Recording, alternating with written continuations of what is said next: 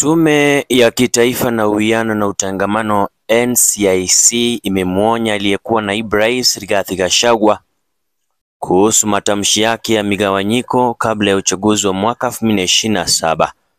Mwenyekiti wa NCIC Samuel Kobia alisema tume hiyo inashirikiana na mamlaka husika kuhakikisha Gachagua anawajibika kuhusu matamshi yake ya hivi majuzi kuhusiana na machafuko ya baada ya uchaguzi wa mwaka 2007.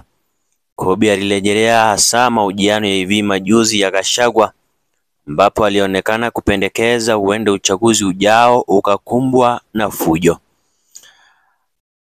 Na katika matamshi yake ya hivi punde, Gachagua alirejelea machafuko ya baada ya uchaguzi wa mwaka 2007 mwaka 2008 akisema yataonekana kama Christmas party iwapo serikali itaiba uchaguzi ujao, kauli ambayo tangu wakati huo imekuwa ikisumbua wadau tofauti.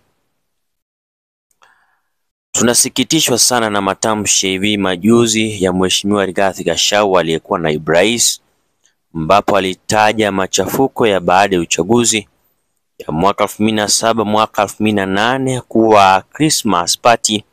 Matamshi kama hayo sio tu ya kusumbua sana, lakini pia yanapuuza kuwa hatari, maumivu, hasara na kiwewe ambacho maelfu ya Wakenya walipata wakati wa kipindi cha kusikitisha na nyeti katika historia ya taifa letu. NCIC ilisema katika taarifa yao uchaguzi wa baada ya uchaguzi wa mwaka 2007 mwaka 2008 ulifuatia uchaguzi wa urais uliokumbwa na mkanganyiko, wakati kiongozi wa upinzani Raila Odinga alipomshutumu Rais Mwai Kibaki wa chama cha Umoja wa Kitaifa kuwa kunyakua ushindi wake wa uchaguzi. Zaidi ya watu 1000 walipoteza maisha yao na wengine 650,000 walihamishwa kutoka kwa makazi yao katika machafuko yaliyofuata. Tume ilifichua kuwa ilikuwa kwa ushirikiano na mamlaka nyingine husika